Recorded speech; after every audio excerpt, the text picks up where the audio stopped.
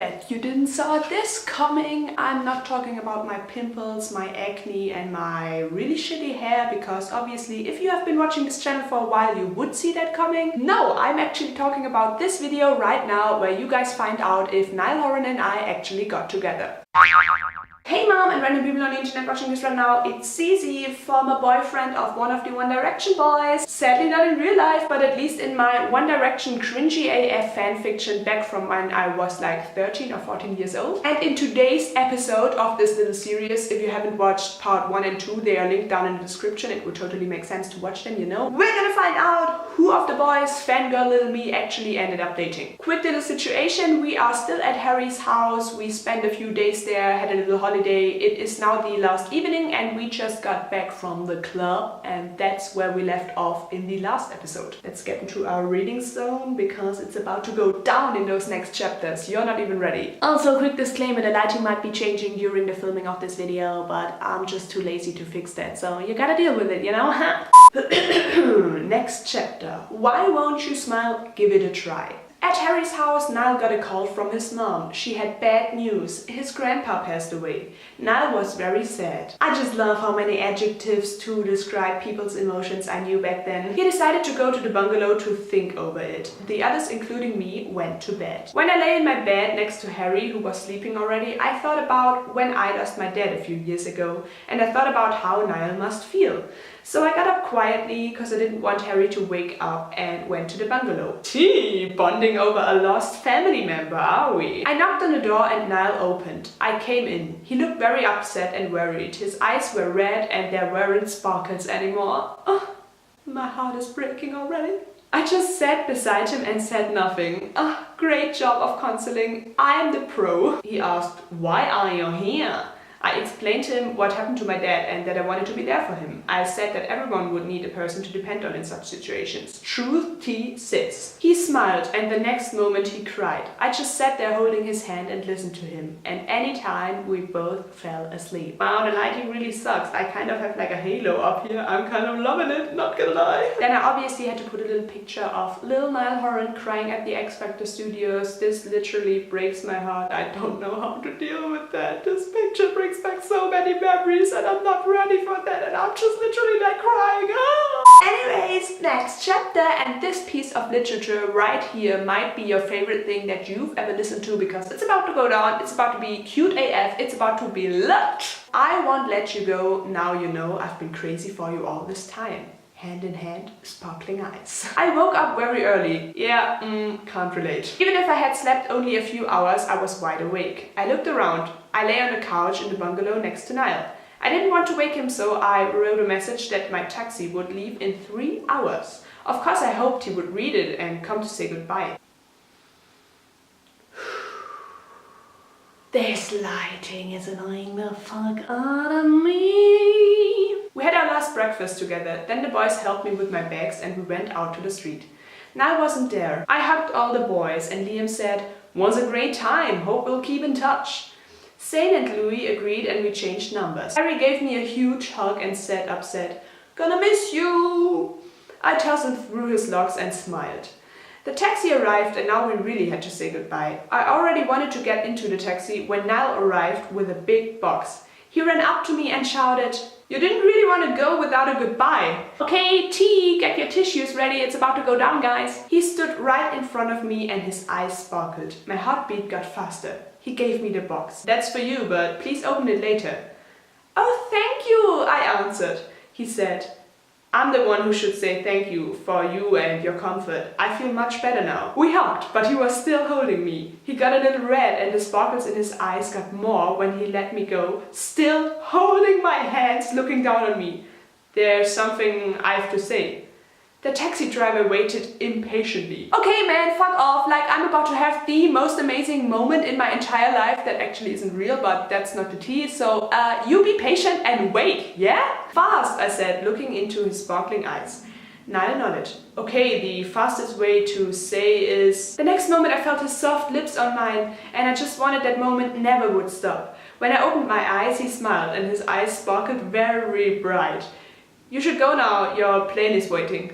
I couldn't say anything, so I just nodded and walked to the taxi. Okay, but like this is so accurate. Like when I get nervous and shit, I don't even say anything. I'm just like standing there silent, probably red as a tomato, just like, oh my gosh, okay, I'm gonna go, bye. When I opened the door, Niall shouted, "And Sam, there's another fast way to say it. It's, I love you. You're my little witch. You cast a spell on me." Okay, I think we've reached like the highest level of cringe during this series right at this point. Yeah, it's me, a little witch, not bitch, but witch, we'll see. I finally got my voice back and so I shouted back, "I love you too, my Irish potato." Not even gonna comment on that one. Then the door was closed and I looked through the window. The boys stood around Niall, who was crying and waving. I was waving too, till I couldn't see them anymore. Then I opened the present slowly and looked on a pair of colorful Nike sneakers with a logo and a slogan. N and S forever. Here I am, I haven't even had breakfast today, but I'm already like low-key having a mental breakdown. I don't know how to feel about that. That was so fucking beautiful. Yeah, glad you agree. Please don't do that. I'm gonna get censored because this looks like a porn. Anyway, although this would totally be like the perfect cliffhanger, let's go for another chapter, shall we? You're all I worshipped. This would actually probably mean like worship. Not written like that. And adore, I love you. Frank Sinatra, Fly Me to the Moon, one of my absolute favorite classic songs. Same moment my phone rang. It was Niall. "So, what do you think of keeping in touch? I'm missing you already." From that day, I chatted with Niall every day. We often phoned each other, but it really was hard to have such a relationship. We didn't see each other, only at video chatting. Also, it was hard because I couldn't tell anybody about that, and only my two best friends, Jackie and Emma, knew that I was the best friend of the most famous boy band and that one of them was my boyfriend. The boys wanted to visit me, but they had to work a lot. One evening before the big 1D World Tour started, I came home from school. I walked to our front door when I suddenly heard a voice I knew really good. Surprise! I gave Niall a very long and very huge hug and we kissed. Our first real kiss after months in a relationship. Oh my gosh, just imagine! So fucking cute. My whole body felt like shocks going through and my heart seemed to explode. Ice became a firework. He told me that he had a free day and wanted to spend it with me and that he would have to leave the next afternoon. He came in. It already was very late and I had school very early the next morning. I said, "Sadly, I've lessons the whole day tomorrow, so we only have the night." He took my hands and said, "No, you have to sleep with me." "But we haven't seen each other for so long and I want you to have a nice free day." He smiled and his eyes sparkled when he said, "The hug and the kiss at the door made this to a perfect day. And the thinking that I'll fall asleep next to the girl I love make it even better."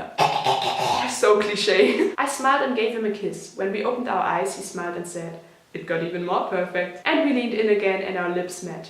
Again, his eyes sparkled and he said, "It's such perfect, there aren't any words to describe this perfection." I smiled and took his hand and pulled him on the couch and leaned in again. Oh my gosh, this is like Loki turning into a porno or what?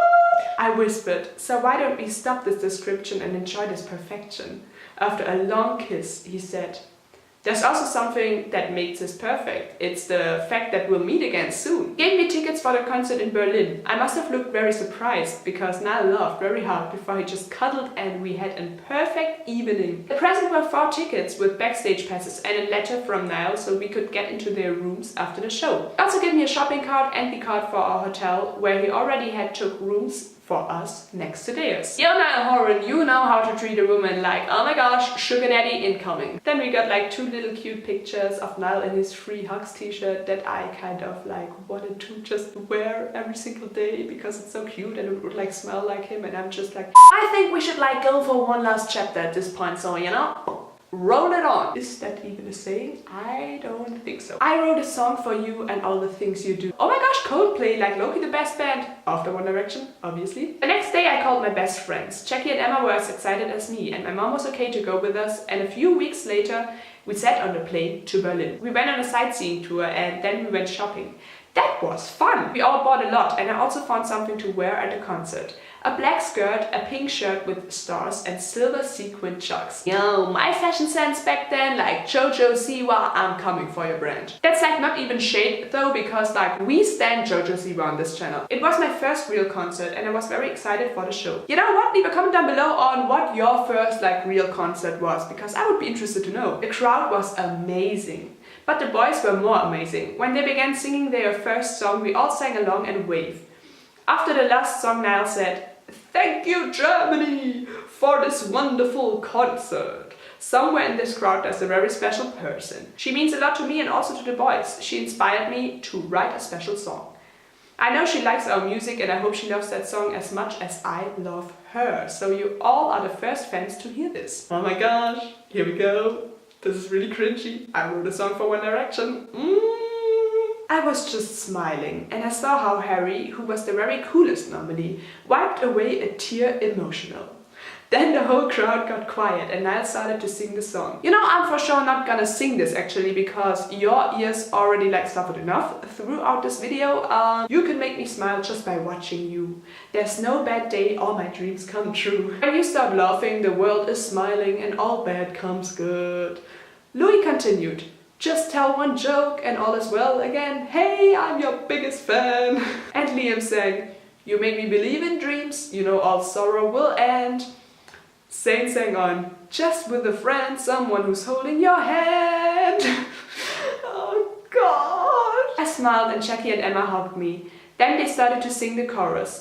"When I'm near you, when you hug me, I finally feel so completely. Since I know you, I believe in angels again. All I wanna do is be with you. I'm your biggest fan. You make me believe in angels again." Should I start a singing channel? You guys let me know because I would totally be up for it. Miranda Sings 2.0. Next chapter. Baby, I love you and never want to let you go, cause everything you do is super duper cute. After the song, they left the stage. We went backstage where Niall was giving his guitar to a roadie.